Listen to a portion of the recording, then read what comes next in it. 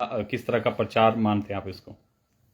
सबसे पहले मैं आप प्रेस के जो हमारे मित्र हैं पूरे देश के अंदर प्रदेश के अंदर आज नेशनल प्रेस डे है, मैं सबको जो है बधाई देता हूँ कि आप इसी तरह चौथे सितम लोकतंत्र के जो हैं काम करते रहें और मेरी बहुत सारी शुभकामनाएं और बधाई आप सबको है।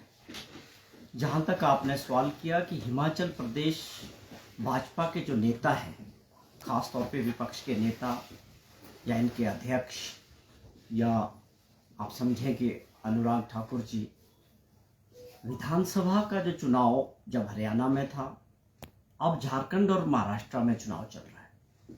मुझे बड़ा अफसोस होता है इस बात का कि जब दूसरे राज्यों में चुनाव आते हैं, हिमाचल प्रदेश की जो भाजपा है इनका एजेंडा बदल जाता है। जिस प्रकार से प्रचार के लिए हिमाचल प्रदेश से जाके दूसरे राज्यों में ये लोग हमारे राज्यों का बारे में जिक्र करते हैं, गलत जानकारी वहां लोगों के सामने शेयर करते हैं, मैं समझता हूं इनको जिम्मेवार विपक्ष होने की जरूरत है। विपक्ष में होने का मतलब आप प्रदेश के दुश्मन नहीं है, लोगों के दुश्मन नहीं है, सरकार के दुश्मन नहीं है।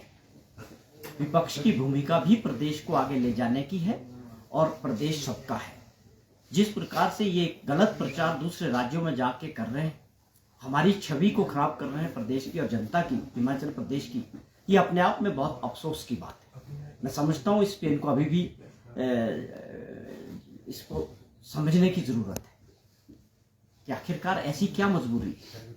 महाराष्ट्र में चुनाव हो रहा है, वहां सरकार थी भाजपा की और उनके जो पार्टियां थी उनके साथ मिलकर उन्होंने वहां राज की। किस प्रकार से महाराष्ट्र में सरकार तोड़ी गई, एजेंसीज के दम पे वहां तोड़फोड़ करके जो सरकार बनाई थी, आज अपना वहां की सरकार अपना कार्ड बताए जनता के बीच कि उन्होंने कहा वहां किस तरह के काम किए, कौन सी योजनाएं महाराष्ट्र में लोगों के लिए लाई।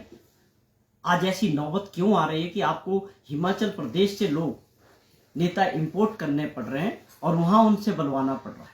इसके पीछे सबसे बड़ी बात यह है कि जो हमने हिमाचल प्रदेश में जब कांग्रेस की सरकार बनी थी, जो गारंटियां हमने लोगों के सामने रखी थी, उनमें से 5 गारंटियों पे 2 साल के अंदर हमने काम शुरू किया है।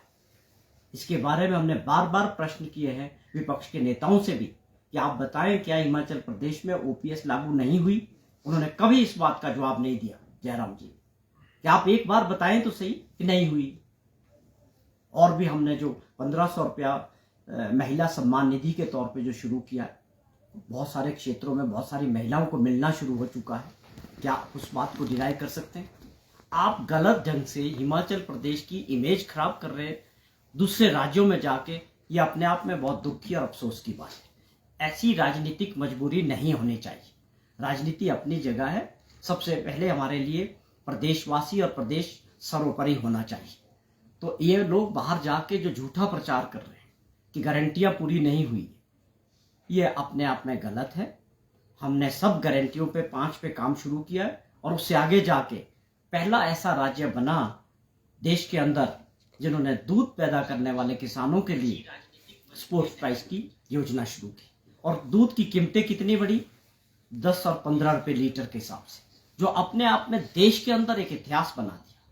दूध की कीमतें हमेशा 1-2 रुपए का बढ़ोतरी होता था, लेकिन हम ऐसा राज्य बना जिन्होंने 10 से 15 रुपए का वृद्धि किया और साथ में जो है एमएसपी के अंदर इसको लाया। और हमारे बजट में जिस प्रकार से माननीय मुख्यमंत्री जी का पूरा फोकस है कि हमने रूरल अर्थव्यवस्था को, ग्रामीण अर्थव्यवस्था को मजबूत करना है, ऐसी योजनाएं और ऐसी प्लानिंग करनी है कि लोग अपने घर के नजदीक एक अच्छा रोजगार कमा सके, उनको रोजगार के लिए बाहर माइग्रेट शहरों की तरफ ना होना पड़े।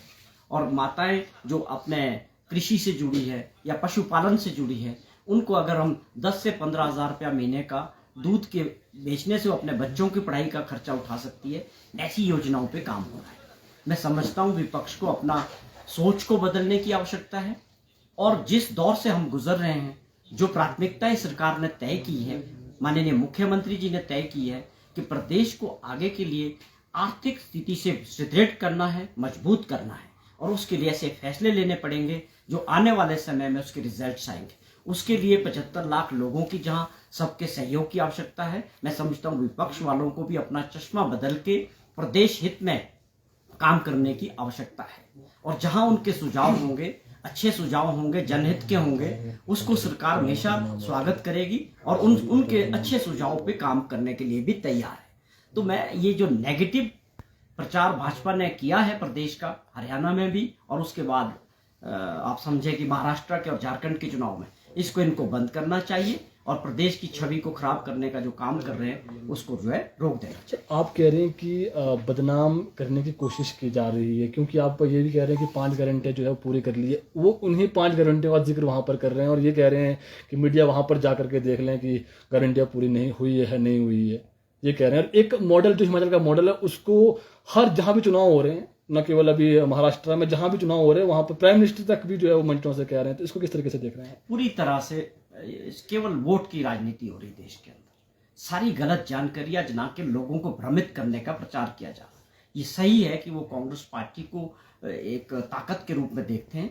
इसीलिए प्रधानमंत्री जी को भी गलत जानकारी शेयर करके जो है ये प्रयास किया जा रहा है लोगों को कि कांग्रेस जो है जो बोलती है वो करती नहीं। जबकि वास्तविकता ये, सच्चाई ये है कि कांग्रेस ने जो गारंटियां यहाँ दी उसमें से 5 पे हमने काम शुरू कर दिया और अगली 5 के भी उस पर काम करने वाले हैं।